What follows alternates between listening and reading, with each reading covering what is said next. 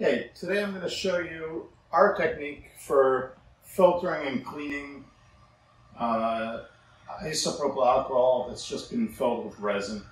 So what you're going to need is you're going to need two nice large jars. You get these double set jars off of Amazon.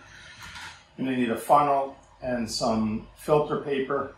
This is the 190 micron. We have even finer as well. You're going to need a siphon pump. These are available on Amazon as well. And something just to get the first bottle up higher off of the surface when siphoning. We'll get to that in a minute. So our first step is just going to be to pour alcohol, or dirty alcohol, into the jar and try to filter out any residue we can. You might not want to pour the very ends where all the dregs are. Those you could kind of dump into the trash can, put it in a tray and sit it outside in the sunlight to let it cure and dispose of it safely. It's always good to work over slab mats, catch all your drips, minimize the damage to your furniture and workshop.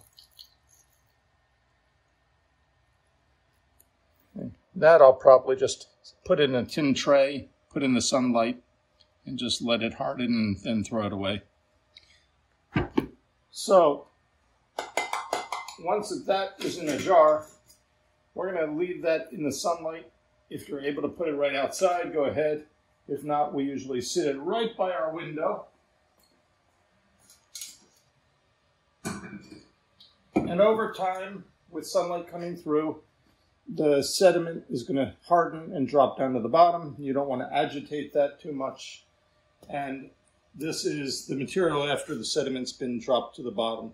So now we're going to siphon off the top of this and try not to stir up the bottom. So to do that, we're going to rest this on a higher surface. We're going to put our new receptacle down lower. Okay, so here I've got our Resin Infused IPA, and I've got the tube raised off the bottom. Hopefully it's not going to suck the bottom up. I could raise it up a hair more. We can lower it later. And then I've got my new jar that's down lower than this one, so gravity will help it roll down. Got my pump in the right direction. Let's try this thing out.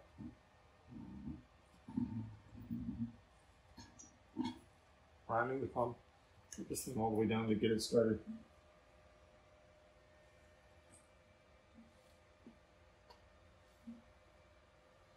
There we go. It's going. Okay, so it's basically sucking off the top of this.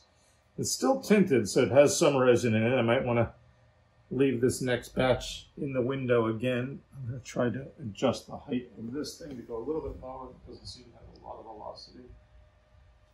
Okay. This is getting air. Let me go down a little bit lower. It'd be nice to have a more precise way of getting that nozzle in there. And at a certain point, I'm just going to stop.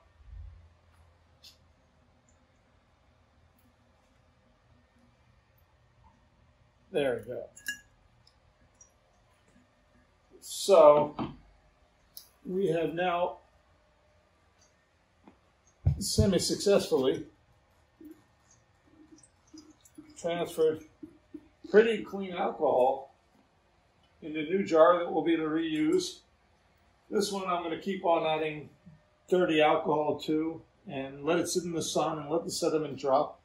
I'll repeat the process infinitely, but you can see how clear that alcohol is, so that's ready to reuse. It's not completely clean, but it's a heck of a lot better than it was when we dumped it in there.